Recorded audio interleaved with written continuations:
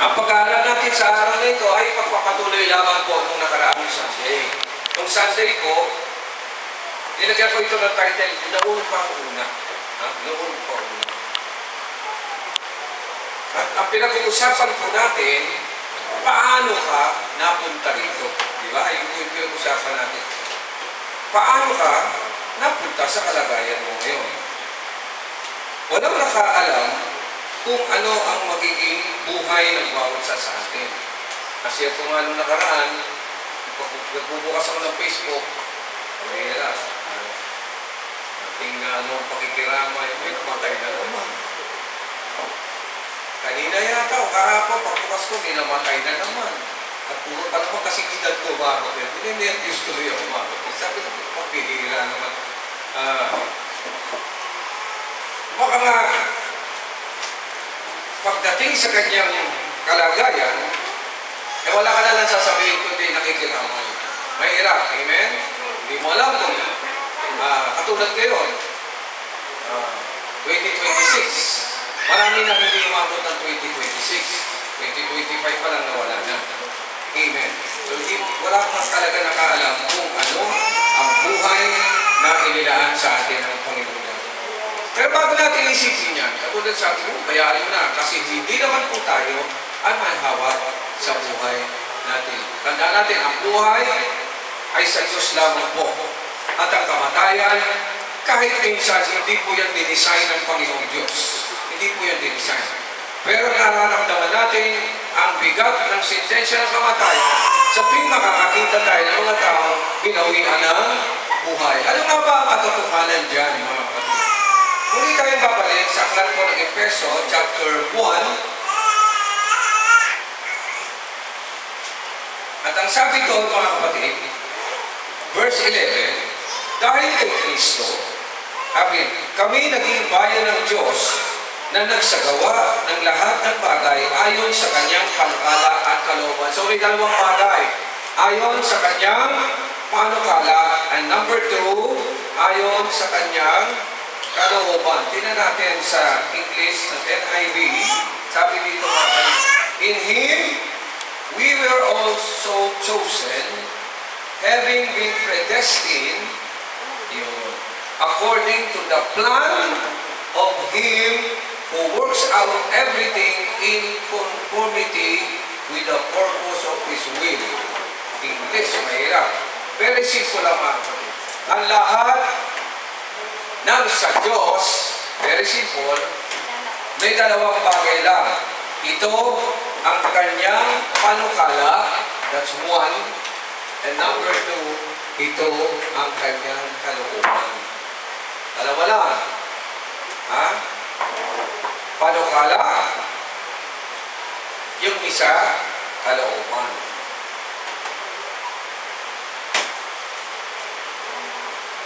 Nung nagkasala ang tao, mga kapatid, nagkaroon po ng panibagong yugto sa plano ng Panginoong Diyos. Kasi pag binasa mo ang Biblia, binasa mo itong mga kapatid, wala kayong mapapasa ron na nilikha ng Diyos ang tao, nilikha ng Diyos ang langit at lupa, ang mga hayop at tao, wala po doon yung salitang kamatayan. Wala po yung salitang kamatayan po. Wala po kayong mababasa dyan. Never na ang Diyos nag-design ng lilikha niya na meron po kamatayan. Wala ka mapapasa ng nilikha ng Diyos ang mga halaman na matay ito. Natuyo ito. Wala pa. Nilikha ng Diyos ang hayop na matay ito. Wala rin.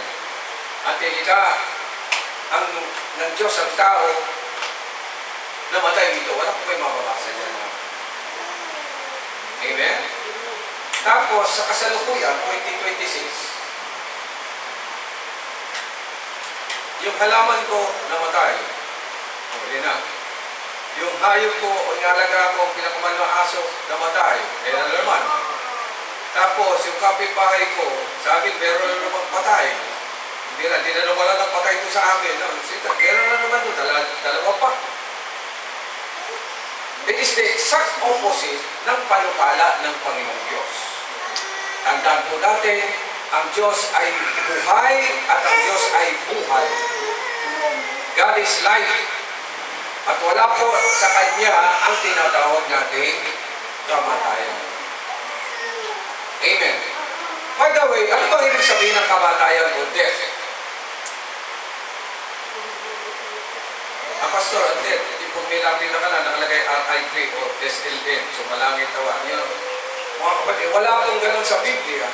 Literally, death means separation. Yun lang po. Hindi po ibig sabihin niya amen. Amen? O nag-diminish, o nag-vanish sa Ingles, wala pong ganun. Ang meaning lang po niyan ay thanatos, which means, wala niya ganun. Ibig sabihin, separation. Pag namamatay kasi, naghihiwalay lang ang kaluluwa sa katawan, ang espiritu sa kaluluwa, ganyan. Yun ang ibig sabihin ng separation. At nawawalay ka sa kanino? Sa mahal mo sa buhay. Amen? Nawawalay ka sa daigdig nito. Nawawalay ka sa trabaho. Yun po ang ibig sabihin ng death separation, mga kapatid. Yun lang ang ibig sabihin. Amen. Pero pag tinignan natin sa original yan, wala po ganyan design ang Panginoong Diyos. Now, anong ibig sabihin? Bakit nagkaroon ng problema? Kaya nga ito, iniisa-isa natin dahil sa kasalanan. Yun. Kasalanan, sin. Ano yung sin, mga kapatid? Ano ba talagang nangyayari pag nagkakasala? Very simple. Bibigyan ko ng kasagutan. Sin means a change of mind. Meta, change. And nawiya, the mind. Hindi kayo mabuti. Tandaan ninyo, ang Diyos po, hindi po nagbabago ng isip yan. Yan ang sikreto. God never changes His mind. Kaya ang sabi ng Panginoon kay Adan, wag pakinig ka mabuti sa akin, meron ako nilikha, pero wag mo kakainin yung naintindihan po ninyo, mga kapatid? Huwag mo kakainin, pag kinain mo yan, mamamatay ka. You will be separated. So ano ang nasa isip? Ano ang nasa isip ng Diyos para kay Adan? Huwag niyang baguhin ang isipan ng Panginoong Diyos. Hindi yung mga kapatid. Pero nung nakaharap na sila doon sa bunga, ano nangyari? They sin. Bakit? Nagbago sila ng isip. Malalaman mo ang sa Diyos at sa tao. Ano ang sa Diyos? Ang Diyos hindi pa bago-bago ng isip. Paano mo nalaman na ikaw ay tao? Kapag ang ikaw pabago-bago ng isip. At walang tao na hindi pabago-bago ng isip. Wala sa atin dito, kahit ako pastor, na magsasabi na hindi pwedeng magbago ang isipan ko. Kasi yun ay bilang tao. So what's the secret? Ano ang sikreto para hindi magbago ang isip?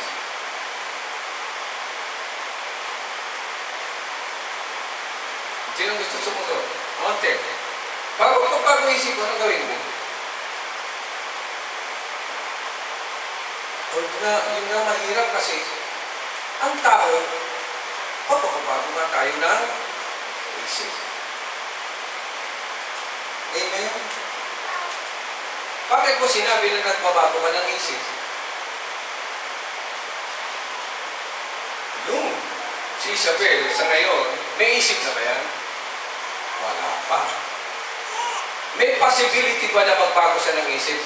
Wala rin. Pero si Une, yung tiyahin niyang katabi, may isip na. Pwede ba siyang magbago ng isip katulad natin? Pwede. Amen. Kaya nga, kapag pinagkumpara mo yung isa sa isa, sino, kung sa tapak lang natin, philosophically, sino ang may sa Diyos niya? Si Isabel. Amen. Kaya nga sabi, lahat ng bata na ipinanganak, panganak pa lang, ay buhat sa Panginoong Diyos. Bakit? Hindi pa nagbabago ang isip niya. Pero pag lumaki na, amen. Oo naman kayo na, pag lumaki na, bakit nagbabago ng isip? Sino ang naglalagay ng isipin niya sa isip niya?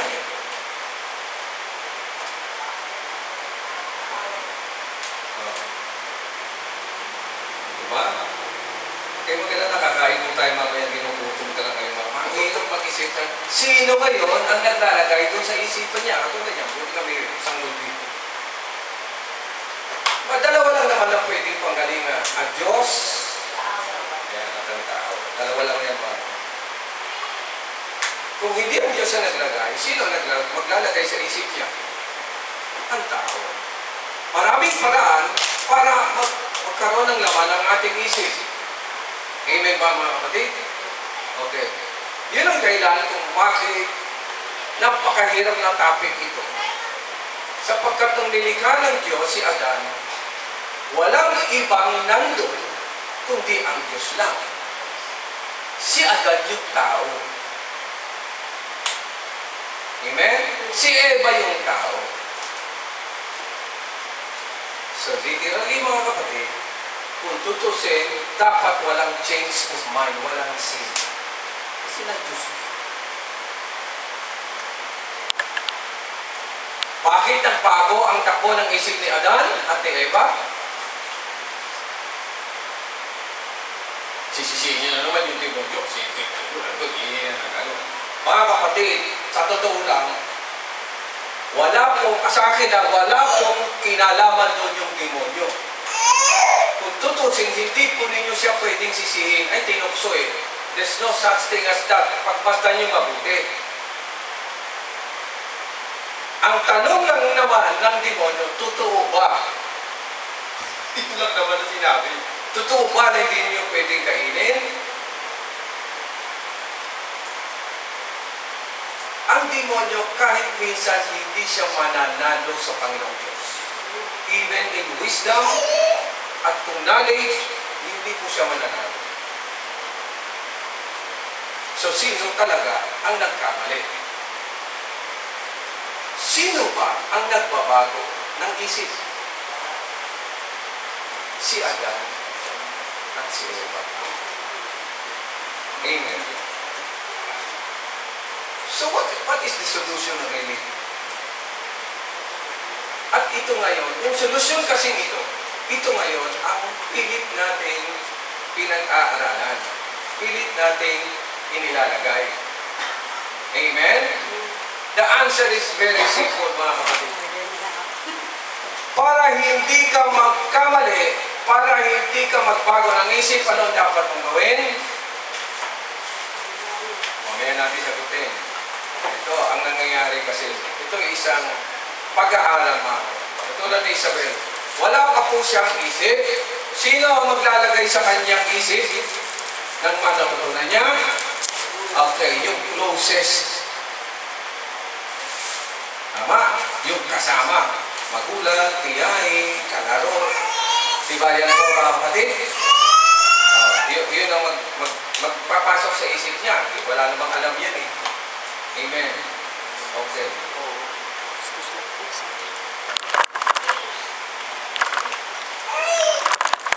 Kapag malaki na siya, kung malaki na tayo, ayun, katulad si Chico, mayroon ng laman ng, di ba, Jake? Ano naman ang isip ni Jake? Gutom na. Jake, ano nasa laman ng isip mo ngayon, Jake? Ayun. Lego. Yun ang nasa isip niya. Amen. Kala ko gutom na. Masama ba yun o hindi? You cannot judge. Amen? Hindi mo siya pwede i-judge, bata pa siya. Amen ba mga kapatid? Bata pa siya. Nandun pa sa magulang na ano yun. Amen? Nung si Adan, nasa Garden of Eden, Bagsak. nandun po siya. Araw-araw naman siyang nandun. Pwede pa siyang sisihin. sa kanyang pagkakamali? Hindi rin po. Kasi sabi ng Biblia, every afternoon, bumababa yung Diyos. Kinakausap sila. Amen? So, sino ang kumukontrol ng isip nila? Ang Diyos. Bakit umentra si Satanas? Makinig kayo mabuti. Si Satanas, trabaho niya yun. Satan means adversary. Ha? Anong ibig sabihin ng adversary? Pag sinabi ng Diyos taas, ang sasabihin ng demonyo, pababa. Amen? Pag sinabi ng Diyos kumaliwa, ang sasabihin ng demonyo, kanan. Basta puro siya pasalungat. Yung po ano dyan. Amen? Parang sa mag-asawa. Sabi ng babae, kanan. Sabi ng lalaki, kaliwa. Sabi ng lalaki, kanan. Sabi ng babae, kanan. May demonyo ba mga kapatid? Meron. Basta nagsalungatan na, isa dyan sa Diyos, isa dyan sa demonyo. Minsan, pag galit na yung mag-asawa, demonyo ka, lumayas sa dito. Totoo naman po yun. Not in the sense na ikaw si Satanas, kundi kung sinabi demonyo, ay ibig sabihin, nagpukontrahan na kayo ng isip. Dahil tanda natin, when it comes to isip, ang Diyos lang po ang hindi nagbabago ng isip.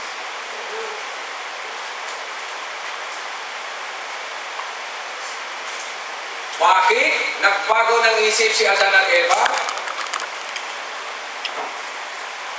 Kasama naman nila ang Diyos. Every afternoon, sabi nga, 3 o'clock na doon ni Diyos. Bakit nagbago ng isip?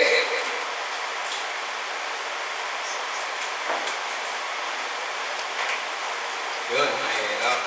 Sagutin, di ba? Kasi wala naman nakasulat. Pero pag pinag-aralan mo mabuti, nagbabago lang ang isip kapag ang isip ng tao ipapasok sa isip ng panibagong tao. Ang bata, katulad niyan, wala pang nasa sa isip yan. Amen? Magulang ang nagpipid. Amen? Kaya nga sabi kahit sa psychology, kapag ang bata ay lumaki ng ganito, kasalanan niya ng magulang. Alam niya, kahit sa education, di ba ma'am? Ganyan po. That's the first input. Pangalawang input, ipapasok mo pa siya sa eskwelahan. Amen. Bakit ang tawag sa first input elementary? Because those are the basics. Basic knowledge yan. Diba? Reading, writing, yan. Kapag ang eskwelahan ay religious, ano nagiging impact sa bata? Religious yung bata, siyempre. Amen? Kapag ang bata, halimbawa, ay Muslim sa religion, di ba? Anong nasa sisip ng bata? Pagiging Muslim. Kasi ito, puro ganun. After the elementary, the basic course, ano na naman ang ipapasok natin sa isip? The high school. Mataas na grado. Ang isipang yun ay hindi na para sa mga bata. Nasa mid na. Pag graduate ng high school, ka-college siya. Amen. Sa college, medyo higher na, wala na siyang kaklase talaga doon na di ka doon sa high school, bisexual. Sa college, wala nang gano'n. Kanya-kanya na yun. Kung anong gusto mong ipasok sa isip mo, yun na lang. Kaya pag tinanong bata, anong gusto mo paglaki? Engineer ako, doktor ako. Makikita niyo, hiwa-hiwalay na. Amen. Hiwa-hiwalay na. Tapos, pagdating niya sa maturity, magdi-decide siya, either mag-aasawa siya o hindi. Huwag din. Nasa ano siya. Hindi, pag nagmamature talaga ganun eh. You have to decide kung mag-aasawa ka o hindi. Pagka minsan asawa ka na, magdi-decide ka pa rin kung magtutuloy ka o mag-divorce ka. Di ba? Ganyan yan. Allah. So from pagiging bata, hanggang sa tumanda tayo, ano nangyayari? Pagpasok ng iba't ibang kaisipan. At yan po ang nagpapagulo sa buhay ng isang tao. Design po ba yan ng Panginoong Diyos? Wala pong ganyang design ng Diyos kasi ang Diyos po hindi nagbabago-bago na. Itsura mo yung airbrush. Let's go back to Abraham. Airbrush. Anong nangyari kay Abraham? Wala siya naman sa light. Tingnan mo, ice cream. Nung sinabi ng Diyos, kanina, binasa ni Pastor Edeng, Kaya sila mo. Abraham, ihandog mo sa akin si Isaac. Nagbago po ba si Abraham ng isip? Yun. Pwede pili mo ko ng ano, candy. Di, Kung may sabi ng Diyos, ihandog ko, ihahandog ko. May change of mind? Wala. Itutuloy ba niya? Limandaan to. Limandaan yan ha. Ayun sa... Kita niya mga kapatid. Nung itutuloy niya, sino ngayon na umawat sa kanya? Ang Diyos na rin. Dahil nakita ng Diyos, yung mind ng Diyos, yung mind ni Abraham, yung isa. Paano nangyari yung mga kapatid? Mapakahirap ipaliwanag. Pero sabi nga, ang ginamit na salita rito, sa English ay faith. Yeah, ano ang faith? O pananampalataya? Ano ang sabi? Anong meaning ng faith? Very simple. Umaasa ka na mangyayari ang sinabi sa'yo. Sinabi ng Diyos yan, umasa ka. Faithful yun. Walang bago na isip. Pero hindi po yan ganyan kasimple mga kapatid. Well, pupunta na tayo dito sa Ephesians mga kapatid. Ang sabi rito, meron siyang panukala. Dapat daw, para tayo makabalik sa dating kalagayan ni Adan, pupunta ka doon sa ano sabi ron? Sa panukala at kalooban ng Panginoong Diyos. Ano ang kalooban ng Panginoong Diyos? Matanong, ano ang kalooban ng Panginoong Diyos, mga kapatid? Really, it is very simple. Ano ang kalooban ng Diyos?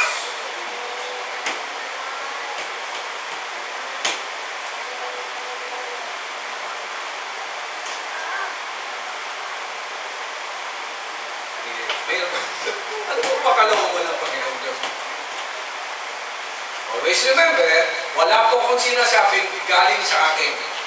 Hindi ko po pwedeng gawin yan dahil dapat ang lahat na sasabihin ko galing din sa Panginoong Diyos. Amen? Ayaw sa panukala dahil pag hindi, nagkakasala po ako because ibang isipan ang pinagdadala sa inyo. Ang sikreto, punta lang kayo sa umpisa mga kapatid. Ilan naman ang sikreto? Huwag niyo babaguhin, pag nagbago kayo, nagkakasala na kayo. Ano ba ang original na design? Nilikha ng Diyos ang tao ayon sa Kanyang ayon sa kanyang wangis. Very simple. So, kapag may Diyos, yung tao parehas lang.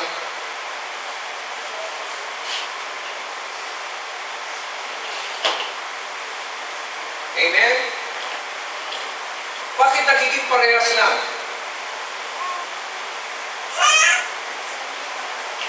Bakit nagiging parehas lang? pinagmulan. Ha?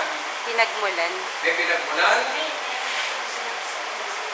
Tandaan nyo ha, hindi magbabago yung design ng Diyos sa una hanggang sa panahon natin hindi mo magbabago yan. Alam niyo yan mga kapatid. Kaya lang siguro, hindi ko rin alam ito nung araw, o siguro alam ko rin, kaya wala doon ang focus, for one reason, nahaluan ng isip ko, nahaluan ng isip natin, ng ibang isip na hindi galing sa Diyos.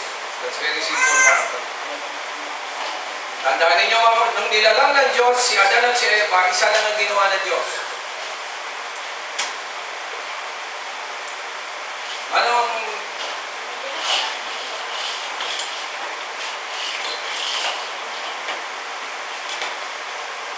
Sister Mistake. Kulot na ano ni Sister Mistake.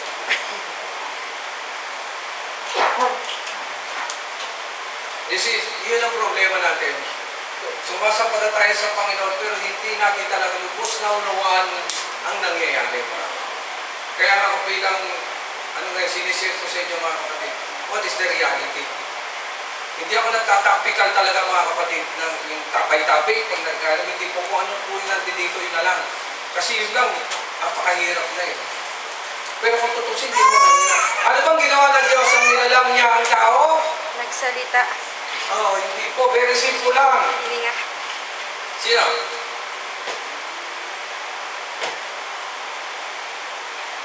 Ginagawa niya rin po ngayon hanggang sa ngayon sa atin. Kaya lang, may konting pagkakaiba. Pero yun din ang proseso. The Bible says, on the sixth day, binulma niya ang clay. Amen? Di nakaporma na. Anong ginawa ng Diyos? Hiningahan. Hiningahan. Hiningahan. Binigay ng Diyos ang kanyang spirito. Because spirit means the breath, mga kapatid. Hiningahan ng Diyos, ang ibig sabihin nun, binigay ng Diyos yung meron sa Kanya. At ano ang meron sa Diyos? Hininga na naman. Ano ang meron sa Diyos? Spirito. Ha? Iyaw. Buhay. Totoo ba yung pastor? Kayo magbasa. At ang tao ay naging kaluluwang may nagbago ba tayo? Hindi. Yung Espiritu. Amen? Kaluluwang may buhay.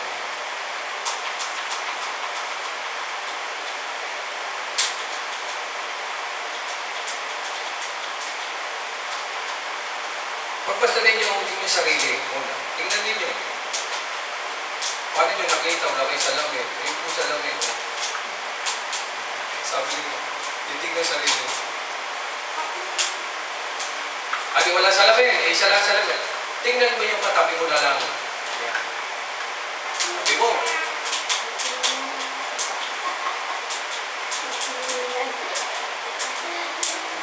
Ano meron sa kanya? Tatlo po yan meron sa kanya. 1.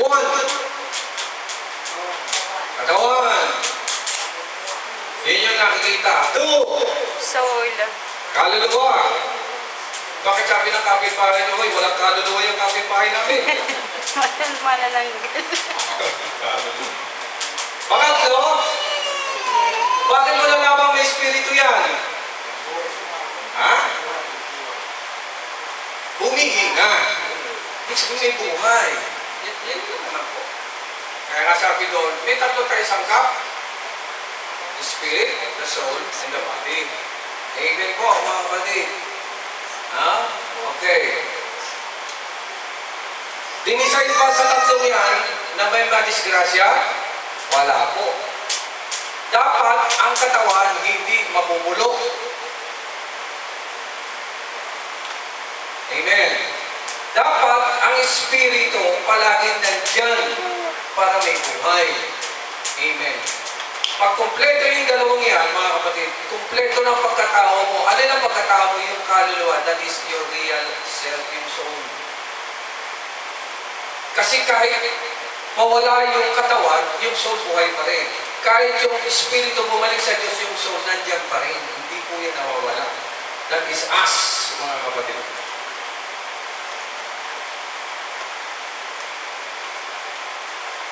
Meron bang ganon si Adan? Meron. Meron po ba siyang katawan? Meron. Meron po ba siyang kaluluwa? Meron. Yun yung being niya mismo eh. Meron po ba siyang espiritu? Meron dahil hiningahan siya ng Panginoong Diyos. Doon nagkasala siya. Ano nangyari?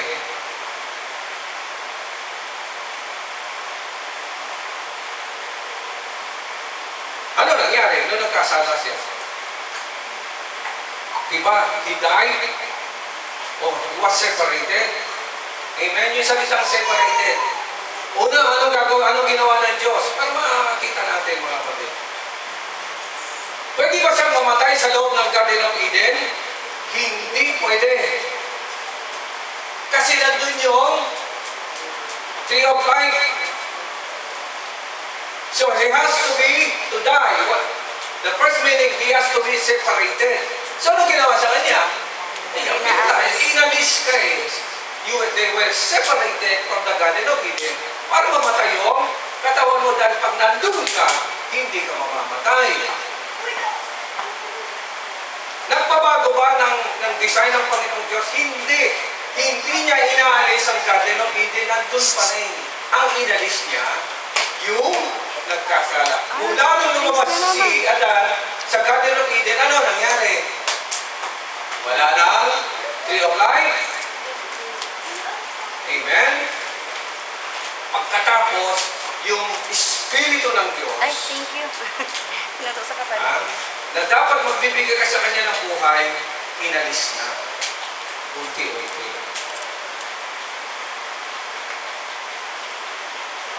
Ano ba ang design ng tao pagdating sa Diyos? Ang tunay na design, disenyo ng Diyos sa tao,